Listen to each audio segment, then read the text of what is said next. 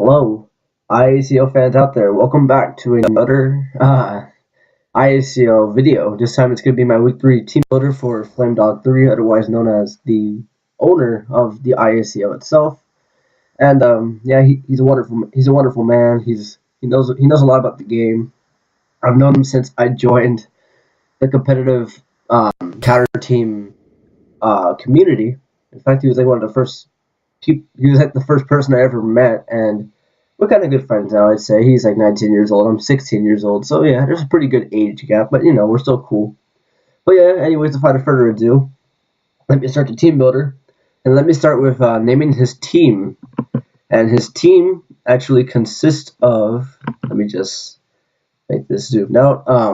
Mega Gardevoir, Hydreigon, Golbat, Alomomola, Rotom Heat, Heracross, and then his last 4 Pokemon are, wait for this to load, Cradily, Sigilyph, Tauros, and last but certainly not the least is no, I got this wrong last time. It's not his free agent, it's his franchise, Donphan. But yeah, that's his 10 Pokemon.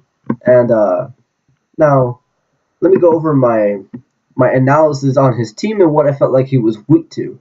Well, one thing that I consider weak about his team is that his fastest Pokemon is base 100 speed of Mega Gardevoir.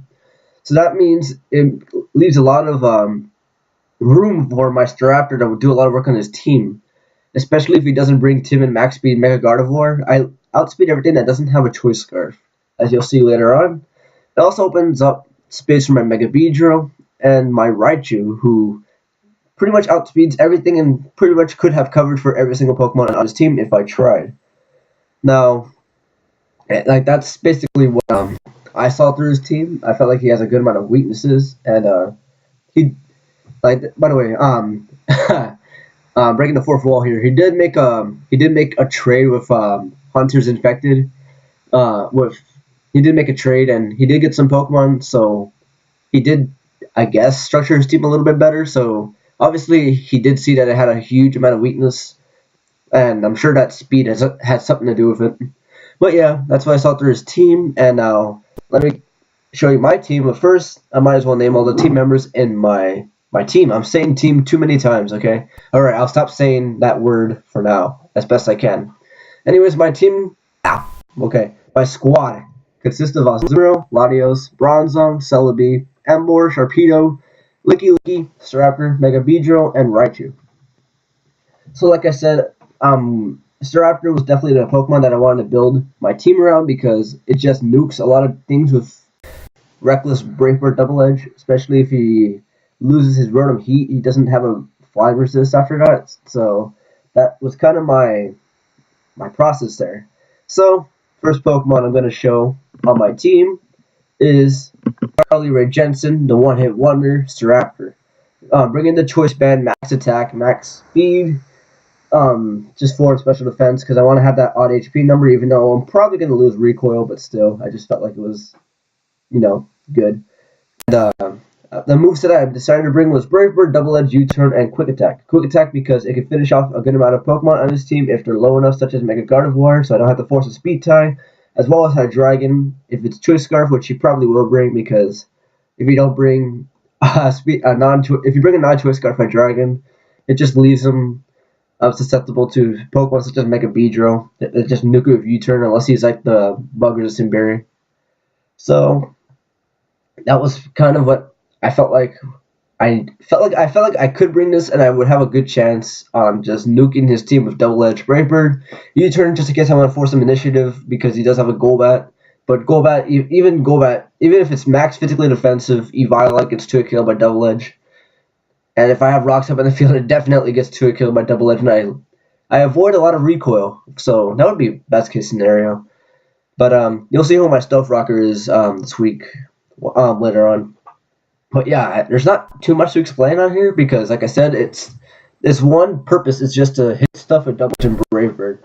And that base 120 attack with a non-attack boosting nature all of a sudden gets boosted up with Reckless and a Choice Band. So I was kind of excited to use this because I've never used Choice Banded Staraptor ever, so I was happy to try to use something as cool and as strong as this Pokemon. Anyways, the next Pokemon I wanted to bring is Mega Beedrill. Bringing a 12 speed, max attack with an animate nature, 240 HP, and 4 defense. I literally only need 12 speeds to outspeed his fastest Pokemon. That's not Scarfed. And even if he does bring Scarf, Timid Hydreigon, I can't outspeed it, even if I brought Max Speed Jolly. So that was kind of why I didn't bring Max Speed Jolly. And then his other potential Scarfer on his team was possibly Rotom Heat, which I don't outspeed with. Actually, no, I probably do, but I kind of wasn't. I didn't think he would bring Scarf Rotom Heat, basically. And but then again, I shouldn't assume, so that's my fault. If there was another choice Scarfer that I thought he would bring, it would be the Donphan. And even if he does bring Jolly Max Speed Donphan with a choice Scarf, I outspeed it by I think 3 points. So all in all, I really just didn't need a lot of I didn't need a lot of speed. So I only brought 12 speed, which is kind of underwhelming, but I didn't need any more than that. I brought the U-turn, the Poison Jab to knock off Protect so I could scout for Scarf on his potential Hydreigon, as well as potentially Rotom Heat, like I said, if it is Choice Scarf. I wouldn't just attack it if he's just straight out sent out Rotom Heat against my Beedrill, of course. So the knockoffs I can hit and get rid of items on his Alomomola potentially if it's a Rocky Helmet. I can knock off his Sigilyph, even though if he does bring Sigilyph, it'd probably be Focus Sash. And yeah, I brought knockoff because I wanted to knock off some items. He really doesn't have any Pokemon that are weak to knock off, but knockoff is just a great move in general for that case, especially if I predict a switch. And even if he switches into Mega Gardevoir on my knockoff, it just gets annihilated by either U-turn or Protect after that, or Poison Jab, after knockoff. So yeah, in my opinion, Mega Beedrill plus Mega Staraptor, Mega Staraptor doesn't exist yet.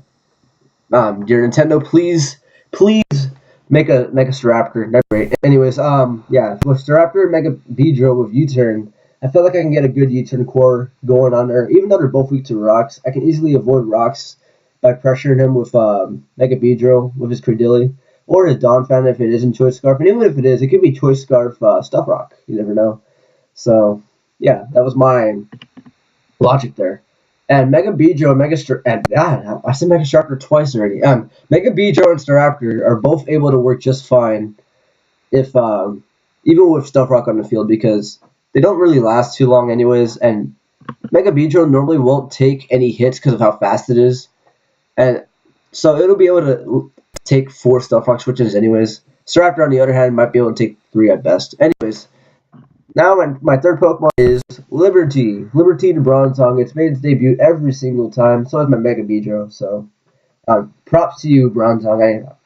At first I wasn't really sure about my Bronzong pick in the draft, but all of a sudden it's really pulled through for me. It's done what it's needed to do so far.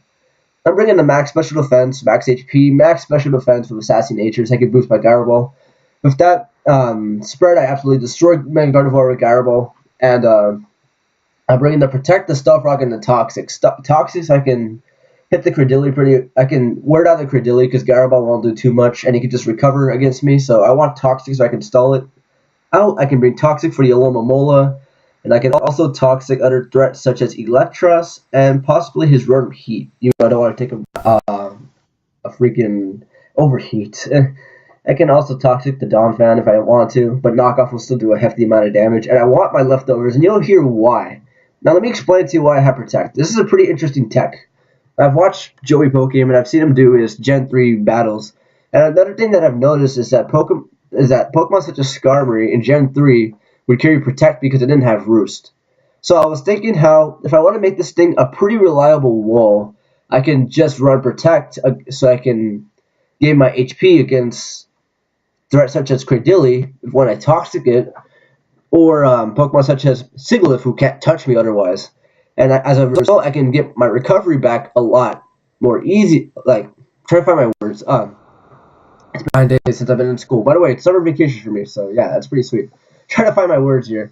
If I brought Protect, I can potentially get 2 potential Protects off, or just 2 leftover recoveries if I force a switch on Mega Gardevoir and Protect against his Pokemon that he sends up against me, that he sends out against me, such as Hydreigon, or even Alomomola.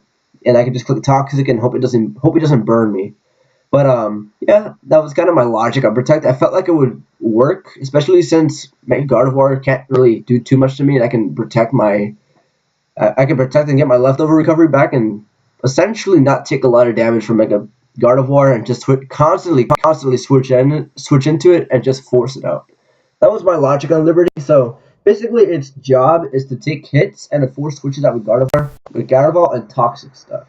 And I felt like it could really get that job done. So yeah, I felt like Liberty could really put in work. So my next Pokemon is going to be Young Bleezes, who really pulled through week 2 with the Paris song with the Umbreon. Even though I'm sure Play Rough would have been just fine, but that was for Suicune, but he didn't bring the Suicune. But this time, this Pokemon is going to have a pretty cool role. I'm bringing the Belly Drum Play Rough Aqua Jet substitute. I have enough speed to outspeed a non-speed invested Alomomola, so I can avoid getting Skull burned because I don't want to risk the 30% chance because I always get burned with Scald. So I want to have enough speed so I can outspeed the freaking the Alomomola, and then I can just set up a Belly Drum and I can just put in the work after that. With this investment, the only thing I really can't KO in one hit is the Hydreigon, which can't really touch me. Well, I can KO with Play Rough, but I take damage. I'm talking about like if I go first. I can't KO the Golbat in one hit. In fact, I might not even be able to 2-hit KO it unless Stealth Rock are up on the field. If Stealth Rock are up on the field, then I do 2-hit KO and max defense Golbat with Aqua Jet. But I couldn't really fit in the Waterfall because I wanted to put Sub in there because I didn't want to run Belly Drum Lum because of the lack of HP. Even though all in all, I think I would still have the same amount of HP, but that's in retrospect. Like, I didn't really think about it because I built this team in like an hour, like 10 o'clock at night. So my logic was that I'd set up a Sub on the Alomomola, set up a Belly Drum, and I get a kill. So yeah, that was kind of the thought here on Azumarill. And the only thing that can really stop it is a physically defensive Golbat that doesn't take Stuff Rock damage or damage otherwise, and possibly Sigilyph if it's Focus Sash. And I've used last season I brought Focus Sash Sigilyph, so it's a really good revenge killer when you need it to be a revenge killer. So yeah, maybe he took notes. So anyways, my next Pokemon is going to be Ron Jeremy, the Licky. So with the Toxic Wish, Knockoff, and Heal Bell. Heal Bell just in case I get burned with my Bronzong by Skull from Alomomola. I can just switch in my Ron Jeremy, click Heal Bell, and I'll be good to go. Toxic, so I can stall out his other Pokemon. Wish, I can pass Wishes, and Knockoff. Knockoff, so I can get rid of Eviolite on Golbat, and just knock off items. I didn't think about another item that would be good. I didn't think about a good move that would be good on Licky otherwise. I couldn't really run Return because it wouldn't really be the best option because then Golbat would keep it Eviolite and I can't touch it with Toxic, obviously. So basically, I just felt like Knockoff would be the best move to carry on it if I really wanted to have a move. And with this spread, I can't get too killed by anything really. The only thing that can 2-hit kill me is a modest Focus Blast from a Mega Gardevoir and a max attack banned Hydreigon, and that's pretty much the only thing that can 2-hit KO me. And I think even with the band, even at the -1, two superpowers would 2-hit KO me. I think. Correct me if I'm wrong with the spread. I counted this like a week and a half ago, so I don't know. And anyways, like this Pokemon is here to support. And by the way, with Oblivious, I can't get taunted by any of his Pokemon, so that's good to have. Anyways, so if Hydreigon comes in and tries to taunt me, he can't. Anyways, this Pokemon is here to stall with Toxic and to pass Wishes, as well as knock off items. That's basically its job.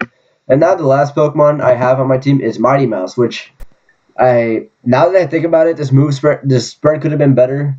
And I could have put in a secret move that I'm not going to talk about now because I might play Flame in the future. So I'm going to keep that as a secret for now. Anyways, this moveset is Volt Switch, Thunderbolt, Grass Knot, Focus Blast for the Hydreigon, Grass Knot for the Donphan, and Thunderbolt and Volt Switch for Stab and Initiative. I have enough speed to outspeed his max speed Timid Mega Gardevoir, and that's pretty much it. I have the Life Orb so I can boost my power so I can hit the Golbat a little harder. I can hit his Pokemon a little harder in general. It does a lot of damage to a Alomomola, and it does a lot of damage to his like I said, his Golbat. Grass Knot will do a lot of damage to his Donphan, and Focus Blast will do a lot of damage to his Hydreigon. So yeah, that was pretty much my my thought here. Even though he only has base 90 special attack, those hits are going to be doing a good amount of damage because, you know, stab and life orb and all that. So that's basically the team roundup. Now, if there was anything I felt like I would be weak to, it would be not a lot. Possibly Rock Polish Donphan, because I don't have anything that outspeeds it at that point. But I do have a Bronzong, but yeah, that wouldn't be the best answer. And if he goes for like the Rock Polish and he has Stone Edge, then my Staraptor can't really kill it. I have options for the Mega Gardevoir with the Bronzong. Even if I'm at like 60%, I can protect and eat almost any hit at that point and kill it back with Gyro Ball. With the Azumarill, I have a pretty decent check to his Hydreigon because Hydreigon cannot touch it really. And the Rotom Heat, my Ron Jeremy can pretty much just switch in on it. It can't really click Volt Switch as long as my Raichu is there. So he'd pretty much force it to click Will-O-Wisp, Pain Split, Overheat, etc. So yeah, I felt like my matchup against him was just awful. Like my matchup is just like it's awful for him. My matchup for me is great. Like this is the best matchup I've had in a long, long time. So I definitely felt bad for building this team because I felt like there wasn't really much he could do to actually prepare for this. And if he was able to beat me, I'll definitely give him props. But we'll see when the match happens tomorrow. But I'm just saying, like, my matchup is just really, really good. It doesn't have a lot to answer what I have in my team. Because even Toxic, I can heal Bell off. Burns, I can heal off. And his offensive pressure is stopped by a lot of my walls. So yeah, that's basically the video. And that's basically me for 17 minutes rambling about Pokemon and my week 3 match for Flame. So if you're hyped and you're part of the Texas Turtwig Nation, leave a like and comment if there was something I could have fixed, if there was something I made a mistake on, or if there's something stupid that I should have fixed or should have put in my team for Flame. But yeah, that's it for today. I'll see you tomorrow for the match, and that's basically me for today. So au revoir and peace.